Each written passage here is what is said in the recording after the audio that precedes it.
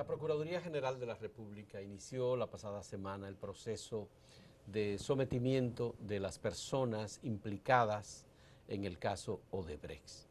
Hasta ahora lo que hizo la Procuraduría fue solicitar medidas de coerción en contra de 14 personas implicadas por ellos en este caso. Han comenzado a reaccionar, por supuesto, y precisamente este martes es cuando se reiniciará el conocimiento de las medidas de coerción por parte del juez designado por la Suprema Corte de Justicia, Francisco Ortega Polanco, para instrumentar este caso. Tenemos con nosotros a Francisco Álvarez Valdés, abogado, que ha dado seguimiento a este caso como a otros casos de corrupción, y queremos conversar con él sobre este proceso y el expediente de 336 páginas que ha elaborado para solicitar las medidas de coerción la Procuraduría General de la República. Muchas gracias, Francisco Álvarez Valdés, por aceptar esta conversación, y queremos que, en primer lugar, si leíste el expediente, me diga cuál es tu parecer como abogado de este expediente de 336 páginas de la Procuraduría General de la República. Gracias, Fausto. Efectivamente, como en otros casos, como señalas, por mi trabajo en participación ciudadana, le he estado dando seguimiento a este caso de Odebrecht desde hace mucho tiempo. Y me he tomado el tiempo y el cuidado de examinar ese documento que, aunque la Procuraduría titula solicitud de acusación en cada una de las 336 páginas, no es más que una solicitud de medida de coerción, como tú bien has señalado. Si esto fuese una acusación, realmente no se sostendría, pero es una solicitud de medida de coerción. Cuando se conoce medida de coerción, no es necesario probar la culpabilidad de las personas sometidas, sino basta con la causa probable, que probablemente la persona pudiera ser responsable. En consecuencia, no hay que, repito, probar que la persona es culpable de los hechos que se le imputan, sino que haya indicios que pudieran determinar que la persona vaya a prisión preventiva en lo que se hace ya la investigación definitiva. Eso significa que la investigación no ha terminado. Ya. Ustedes pensarán que la investigación viene ocurriendo desde enero, algunos dirán desde diciembre. Desde diciembre. Pero la realidad es que ahora, con esta solicitud de medida de coerción, la investigación no ha terminado. Lo que pasa es que el procurador dijo que eran todos los que están y están todos los que son, que parecía como una especie de conclusión de la investigación en el caso del sometimiento de estas 14 personas. Pues yo creo que el procurador se enredó en sus palabras. Sí. Y que esa no fue lo que él quiso decir. ¿Y qué quiso decir el procurador? Está por aquí, está aquí. ¿Qué dice? En el documento presentado ante el juez especial. Ya, sí. En la página 323. Sí. Dice, pero la investigación ya se vislumbra, pero de la investigación ya se vislumbra que serán más imputados. Nadie se había percatado de esa línea. Yo leí el documento, ciertamente lo leí, lo terminé de leer y no me percaté de que eso estaba ahí. Bueno, pues es un detalle.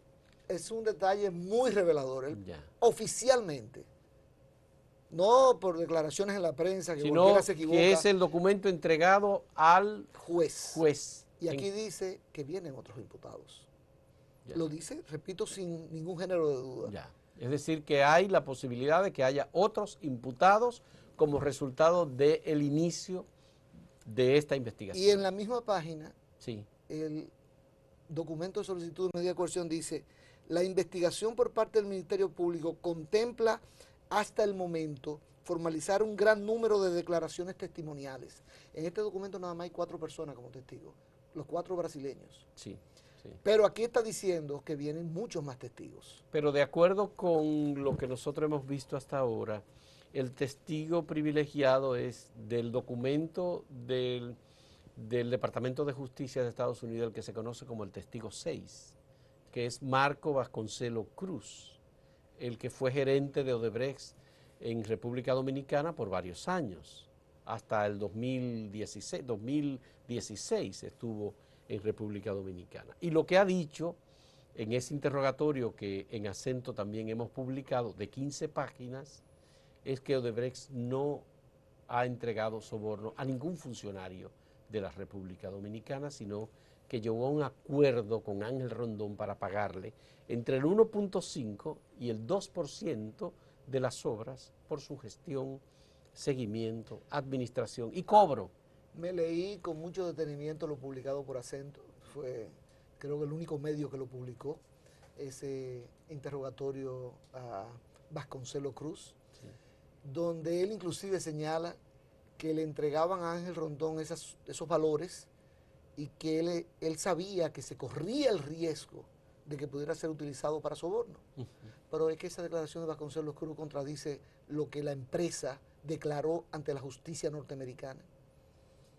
¿Qué declaró en el acuerdo de lenidad firmado en Estados Unidos? Que había pagado sobornos por 92 millones de dólares. A través de un intermediario. A través de un intermediario. Y así mismo lo dice. Si tú examinas la situación de otros países en ese documento en Estados Unidos. No dice que es a través de un por ejemplo, intermediario. Colombia dice a través de entrega directa o a través de otras personas. En República Dominicana es el único caso donde dice que es solo a través de un intermediario. Ahora, Odebrecht obviamente tiene toda esa información. ¿Y para qué suscribió la Procuraduría General de la República un acuerdo con Odebrecht? Ya. Me recuerdo. Odebrecht se comprometía a entregar toda la información. Me recuerdo. Y los nombres y los datos y los recibos de banco de pagos. Todo eso está en el acuerdo de que se debía entregar a República Dominicana. Me recuerdo que critiqué el acuerdo. Sí. Y los términos utilizados en el acuerdo. Porque el acuerdo lo que dice es que Odebrecht entregará la información que posea. ¿Y si esa información no sirve para nada? Entonces, lo primero que debió contener ese acuerdo es una declaración de Odebrecht de que admite tener información que permite probar cuáles fueron las personas que fueron sobornadas. Pero eso no lo dice, sino que Odebrecht se obliga a entregar lo que tiene, y si lo que tiene no es suficiente. ¿Se podría entonces considerar el acuerdo entonces que no tendría Odebrecht ningún sentido? ¿Timó a la República Dominicana? Bueno, ¿O al Ministerio Público? A mí, por cierto, conversando con Eduardo Jorge, que fue el asesor de la Procuraduría, Eduardo me rebatía ese punto y me decía, no, si no entregan la información que permite identificar y probarle a cada una de las personas que recibió dinero en soborno, acuerdo se anula. El acuerdo se anula. Entonces, vamos a esperar. Porque ahora, Fausto, hay un tema interesante. Se va a conocer este martes, ¿no?, las medidas de coerción. Sí. ¿Qué puede ocurrir? O prisión preventiva o cualquiera otra de las medidas de coerción existentes. Si es prisión preventiva, la Procuraduría va a tener 8 meses adicionales para investigar, para concluir su investigación. 8 meses adicionales. Si no es prisión preventiva, sino otra cualquiera, va a tener 12 meses adicionales. Entonces, ¿qué significa esto? Que la Procuraduría todavía tiene tiempo. Hay personas dedicadas a señalar errores en el documento de solicitud de medida de coerción. Sí. En mi opinión, puramente técnica, yo creo que ese documento es suficiente para el objetivo que persigue, que es doble. Sí. Uno, medida de coerción, y dos, que se declare complejo el caso. Creo que ese documento es suficiente para esos fines. Si me preguntan, ¿y sería suficiente para una acusación? Tendría que decirte, para nada. Para nada, muy bien. Si es con ese documento saldrían todos libres, si fuese una acusación. Pero no lo es todavía. Hay 8 meses para completar esa acusación. Vamos a hacer entonces, de todos modos, una pausa ahora en este diálogo con Francisco Álvarez Valdés sobre el caso Odebrecht. Y cuando retornemos hablemos de las posibilidades que tiene la Procuraduría de formular unos cargos y unos datos de prueba que consoliden lo que ellos han hecho. En un momento retornamos.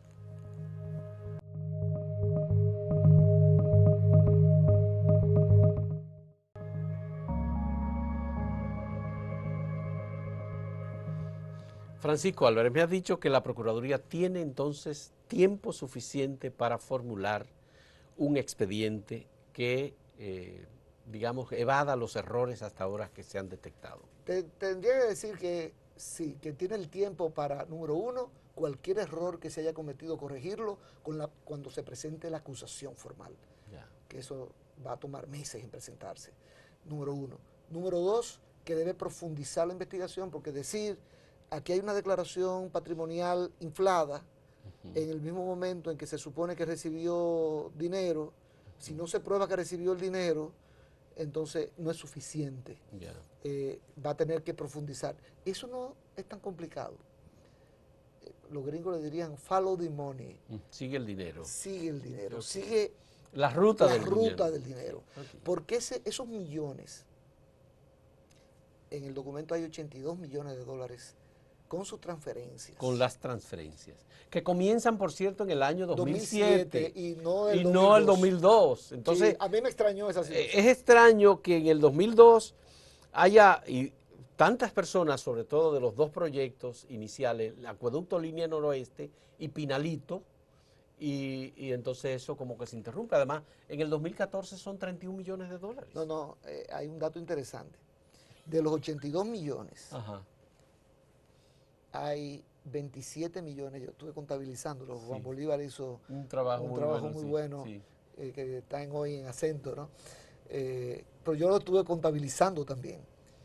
Y ocurrió que 27 millones de dólares de esos fondos fueron pagados durante el gobierno de Leonel Fernández. Sí. Pero, las dos administraciones, 2004, 2012. Sí. Pero el doble de ese valor se pagó en la administración de Danilo, del 2012 al 2016. O sea, mientras 27 millones de dólares se pagaron en la de Leonel, 54 millones de dólares se pagaron en la de Danilo. Y recuérdate, tú lo acabas de mencionar, sí. ¿Qué hacía Ángel Rondón? No solamente gestionar los proyectos, conseguir el financiamiento, sino agilizar los pagos. Agilizar los pagos también, ciertamente. Entonces, por ejemplo, uno de los errores cometidos por Temístocles Montaz, que a mí me parece... él no firmó, dice que no firmó ningún acuerdo. Y Temístocles tiene la gran ventaja de que tiene, y tú lo verás, Acento lo verá, los amigos, amigas televidentes lo verán, tienen encabezando su barra de defensa una excelente abogada. A Luz Díaz. Que va a convertirse en la estrella de ese juicio penal. ¿Seguro? Ustedes lo verán. Sí. Por su capacidad. Pero lo que quiero decir es que cometió el error cuando agarró y dijo que él recibió fondos de Ángel Rondón para el financiamiento de la campaña. ¿Del PLD? Del 2012, 2012 14 y 16. Es que no hubo campaña en el 2014. No, perdón. 2016. 12 y 16. 12 y 16. 12 y 16. Sí. Y yo pregunto, y esto no tiene que ver con cuestiones técnicas probatorias, sino, señor Montaz, usted recibió dinero de Ángel Rondón, pero usted sabía a lo que se dedicaba Ángel Rondón, ¿no? Y usted sabía que él tenía la calidad de representante exclusivo de Odebrecht. Y usted no se cercioró si esos fondos venían de Odebrecht. Entonces actuó de una manera muy ligera, recibiendo fondos de Ángel Rondón, fondos que con toda seguridad vienen de Odebrecht. Pero esos fondos, él dice que él no se quedó con ellos, él los entregó al partido. Es que, porque él dice que él no se iba a quedar con un centavo del partido. Él lo entregó al PLD esos fondos. Pero yo estoy hablando de violación. Por tanto, esos fondos se usaron en la campaña de Danilo. Yo estoy hablando de violación a la ley electoral, que prohíbe recibir fondos de empresas extranjeras. Y está sancionado, porque la gente dice, no, que no hay pero sanción. él lo admitió sí, en un documento. Pero entonces él dice, no hay ningún problema porque eso fue de Ángel Rondón, que es dominicano. En consecuencia no se violó ninguna ley. Es que está prohibido recibir fondos de empresas extranjeras directamente o a través de interpósita persona. Pero y si Ángel Rondón dice en su interrogatorio, que nosotros también publicamos, que es un interrogatorio, por cierto, que habría que discutir, pero él dice, yo no le pagué soborno a nadie. No, claro, él recibió 92 millones de dólares de yo no beneficio. Voy a dar mi dinero, ese es mi dinero, que yo me lo gané. Yo no soy loco. Eso dice Ángel Rondón. No, también dice que por suerte la corrupción se ha reducido del 10% que era en la época de Balaguer al 1.5% que es ahora, ¿no? No, pero eso lo dijo en una declaración en un programa de radio. Que por cierto... Pero no lo dijo en el interrogatorio. No, claro, eso lo dijo... Yo me estoy refiriendo al interrogatorio que tiene la Procuraduría General de la República. Y yo te estoy diciendo que lo dijo como quiera. Que es increíble, me recordó la época de Van Inter y de Luis Álvarez Renta. ¿Tú te recuerdas? Yo vi tu comentario. Que de Najayo llamaba por celular a los programas e intervenía. Sí. Y esto lo hace Ángel Rondón desde la cárcel, delante de todo el país, la ciudadanía y las autoridades, como si aquí no hubiese autoridad alguna. Francisco Álvarez, ¿cómo vamos a conseguir que el Ministerio Público corrija situaciones? Por ejemplo, el caso de los depósitos de Roberto Rodríguez Hernández, exdirector de INAPA. ¿Cómo se puede explicar eso, en tu criterio? Bueno, Eso no anula de algún modo. No, si se confirma que en vez de 50 millones de pesos en 2 días consecutivos, ¿no?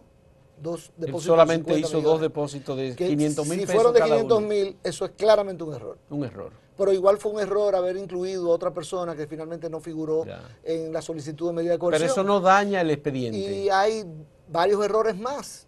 Sí. Eso no hay en la etapa en que estamos Ya. de medida de coerción. Ya. Eso no debe influir en esa situación.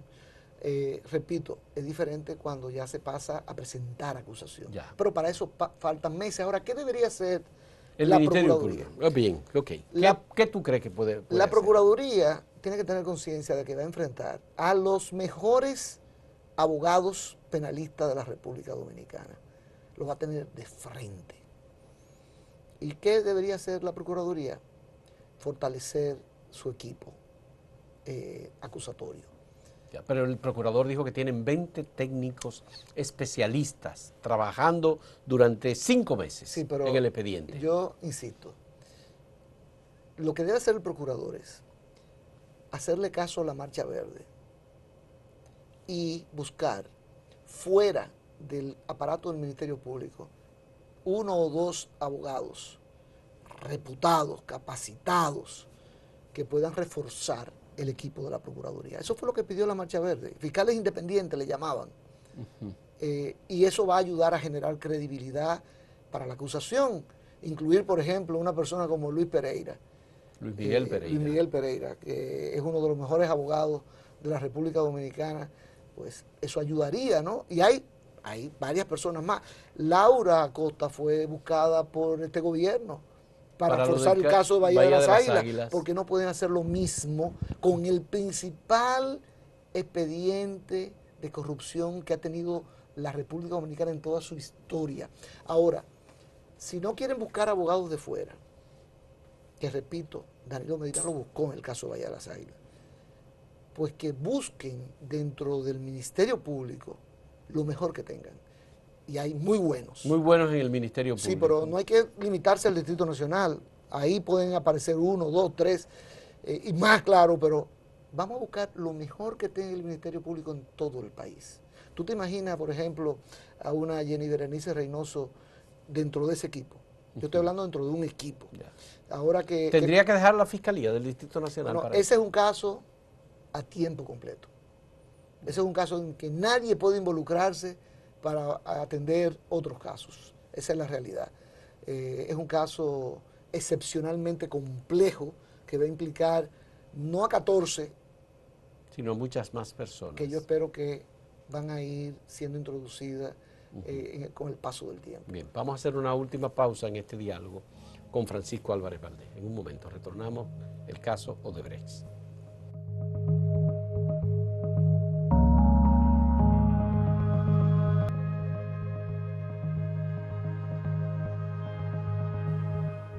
Si hay suficiente información y datos como para que el juez tome las medidas de coerción y declare complejo el expediente que presentó la Procuraduría General de la República, el caso, entonces Francisco Ortega Polanco va a responder positivamente al Ministerio Público.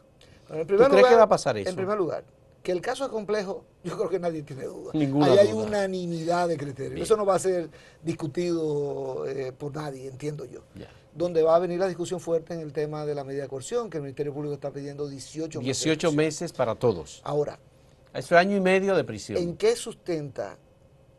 Bueno, lo sustenta en el peligro de fuga. Pero el peligro de fuga, antes de la modificación del Código Procesal Penal, se sustentaba solamente en ausencia de arraigo. Cuando una persona no tenía arraigo, no tenía empleo, no tenía familia. No tiene familia, en fin, exactamente. No tiene propiedades. Entonces, pues obviamente se le imponía una prisión preventiva porque es más fácil que se pueda sustraer del proceso. En este caso concreto, yo no creo que nadie va a discutir que toda esta gente tiene arraigo. Tiene arraigo. Tiene claro. arraigo, no hay ninguna duda. Pero el código fue modificado para agregar que el peligro de fuga se puede presumir de la gravedad de los hechos imputados.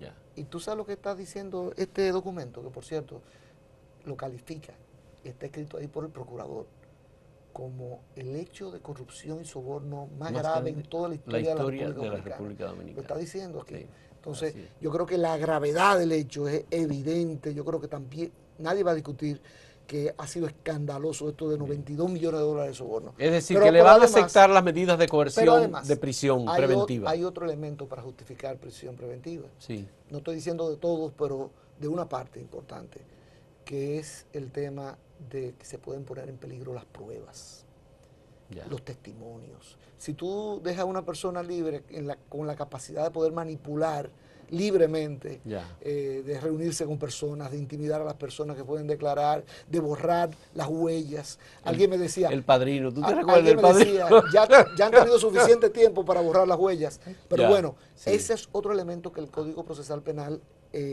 identifica para poder justificar prisión preventiva. Entonces, ¿qué va a pasar en la medida? Eso lo decidirá el magistrado Francisco Ortega Polanco. Hay una inquietud que yo tengo desde que leí todo este expediente. Los bienes de los imputados, ¿qué pasa con ellos? ¿Están involucrados en las medidas de coerción que va a emitir el juez o el Ministerio Público se apropia inmediatamente de esos bienes? Fausto, tú eres la primera persona que me hace esa pregunta. Y no solamente la primera persona que me la hace, sino que yo no he escuchado ni leído a nadie que haya formulado un detalle tan importante como este. ¿Por qué es importante? Porque hay medidas de coerción personales, que son las que afectan a la persona directamente. Prisión preventiva, grilletes, prisión domiciliaria, presentarse periódicamente ante una autoridad, impedimento de salida. Eso afecta a la persona. Son medidas de coerción personales. Pero hay medidas de coerción reales, que son aquellas que afectan los bienes de la persona. Y esta solicitud no dice nada al respecto. Y si me hubiese tocado a mí, yo hubiese hecho una solicitud mixta. Medida de coerción personal y real. Y real, porque hay que proteger que el patrimonio no vaya a ser distraído. Porque después, o sea, cuando hay lavado de activos, hay que tratar de recuperar esos activos, ¿no?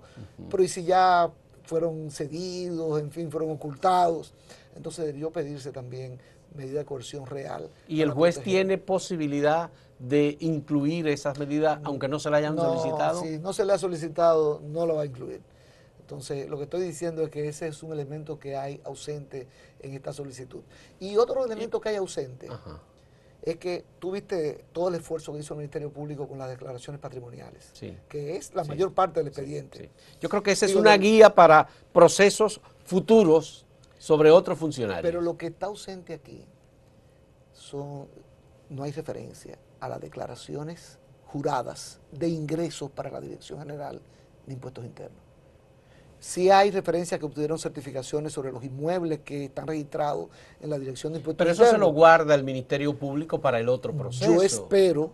No para ahora. Yo espero que no es que se le ha olvidado, porque es muy interesante decir, señor Víctor Díaz Rúa, usted declaró primero en el 2004 60 y tantos millones de pesos. 63 millones de pesos. Y después en el 2006, 150. Declaró 150. Y después en el 2008, en 4 años, 400 y tantos millones de pesos. Déjenme ver su declaración jurada ante Impuestos Internos para determinar si usted declaró esos ingresos. Claro. Y ver si machea, ¿no? O sea, pero aquí no hay ninguna referencia a cuáles ingresos declararon cada una de estas personas ante la Dirección General de Impuestos Internos. Cuando tú eres un asalariado, tú no tienes que presentar una declaración jurada, porque a ti te retienen el impuesto. Tu empleador te lo retiene, ¿no? Pero si tú eres asalariado, pero además tienes acciones en compañía, tú tienes la obligación de hacer una declaración anual de ingresos. Por ejemplo, Félix Bautista se inscribió en Impuestos Internos como contribuyente en el 2004, más nunca presentó una declaración jurada, a pesar de que era accionista de compañías, en fin. Y no ha habido consecuencias al respecto. Aquí ojalá se profundice en esta investigación con respecto a su declaración de ingresos. Pero no tengo claro qué va a pasar con los bienes de los imputados, especialmente el que más bienes aparentemente posee, porque es Ángel Rondón, Porque en el interrogatorio del Ministerio Público hay una lista de propiedades. De todos. De todos. Ahí está, hay una Y, lista de propiedades. y aquí en el expediente está la Sí, lista de propiedades. exacto, de cada uno de ellos. Hay algunos que no tienen prácticamente nada, como Bernardo Castellanos. El Ministerio por ejemplo. Público lo que tiene que hacer es solicitar autorización para inscribir hipotecas sobre cada uno de esos inmuebles para evitar que puedan ser transferidos hasta que se complete el conocimiento y decisión del caso. Pero eso lo va a hacer ahora el Ministerio Público, ¿puede Debe- hacerlo? Debió haberlo, debió haberlo haberlo hecho. solicitado conjuntamente con esta solicitud de medida de coerción, pero puede hacerlo en cualquier momento hacia adelante. Ya. Por eso que te decía, la gente dice, ya el expediente se cayó. No, No. no. no. Esto es una Esto es solicitud medida de coerción nada más. La investigación Nada más. prosigue su curso. Pero es bueno que se hayan hecho los señalamientos de errores para que el Ministerio Público observe y corrija. Y además, ¿por qué? Porque mucha gente está diciendo, no hay relación, el vínculo que tiene que probar el Ministerio Público entre el incremento patrimonial y la recepción del dinero por soborno, hay que probar la recepción del dinero. Claro. Y hasta ahora no se ha probado. Sí. Eso no significa que no se vaya a probar, porque ¿qué es lo que tiene que hacer? Insisto, seguir la ruta del dinero. Sí. Esos millones de dólares se depositaron en las cuentas de compañías de Ángel Rondón. El Ministerio Público puede solicitar colaboración judicial internacional para que esos bancos extranjeros, donde funcionaban las cuentas de las compañías de Ángel Rondón, investiguen a dónde fueron a parar. Pero esos no hay, fondos. sí, pero no hay equilibrio, porque del 2008 en adelante no hay nadie vinculado con ese expediente, solo los anteriores. Y evidentemente hace falta que cuando más dinero se pagó en sobornos, ya tú lo has dicho, en el 2014, por ejemplo, en el periodo de Danilo Medina se pagaron 50 y tantos millones de dólares. Y no hay nadie vinculado a eso, que no sea quién. Temístocles Montá, pero Temístocles Montá está por una cosa del 2002. A pesar de la declaración del propio Ángel Rondón en su interrogatorio, Que dice que él trabajó también gestionaba los pagos. Punta Catalina. No, y que él también gestionaba los pagos. También. Entonces, ciertamente. ¿cómo se gestionaban los pagos? Él tiene que explicarlo. No, y el funcionario que autorizó esos pagos tiene que explicarlo también. Bueno, eso significa Hacienda. Y a esos funcionarios que autorizaron los pagos hay que investigarlos. Pero Fausto, nos conocemos en este país. Leonel Fernández publicó un artículo hoy. Hoy en el Listín En Diario. el Listín Diario. Él no sabe de nada de eso. Pero pero lo grande es que comience a hablar de la corrupción a nivel mundial. planetaria. Pero no dice hasta en el fútbol, pero no explica las consecuencias que hubo en el caso del fútbol de la FIFA. Sí, no, Gente presa, gente condenada, destituida. ¿Cuál es el problema de República Dominicana? Que aquí vienen y pasan los casos de corrupción y no hay consecuencias. Él mencionó algunos casos, pero no las consecuencias que ocurrieron de esos casos, que es el problema serio que tenemos en República Dominicana, la impunidad. Bien, vamos a apostar a que esto se fortalezca en la presentación del querellamiento del Ministerio Público contra estas personas, que es el resultado de su investigación. Y eso es lo que debe aspirar la sociedad. Claro, no a que claro. fracase Jean Alain Rodríguez. No, de ninguna manera. A que él Todos pueda, queremos el éxito de Jean Alain Rodríguez. porque déjame decirte, Como procurador y como investigador jefe de esta parte. él ha comprometido su futuro Totalmente. como profesional y como político Totalmente. con este tema. Está bien. Y entonces hay que tomarle la palabra. Él Así dice es. que va a caer todo el mundo, le tomamos la palabra. Vamos a darle todo el apoyo a Jean Alain entonces en este caso, que profundice en la investigación y que agregue a todos los que tenga que agregar. Claro. Cuando haya la... Y él va a ser juzgado por lo que haga. Claro, por supuesto. Muchas gracias Francisco Álvarez Valdés y muchas gracias a ustedes por la compañía en este diálogo.